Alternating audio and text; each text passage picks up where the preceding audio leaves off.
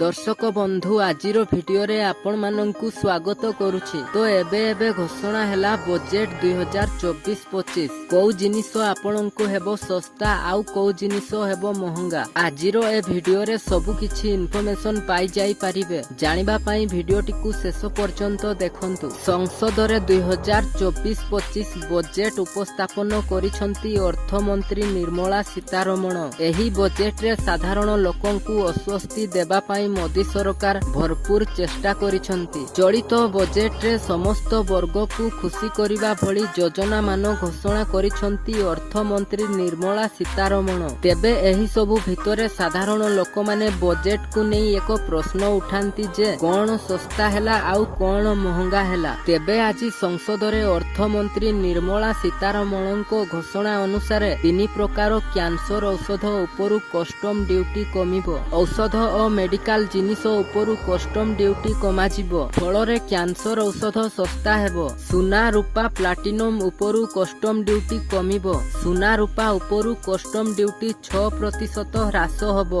Platinum उपरु custom duty 6.4% ह्रास कराजिबो। Mobile charger battery इत्यादि सस्ता हेबो। तेबे कौन कौन हेबो सस्ता तारो एक लिस्ट मु आपण माननकु देखौछि।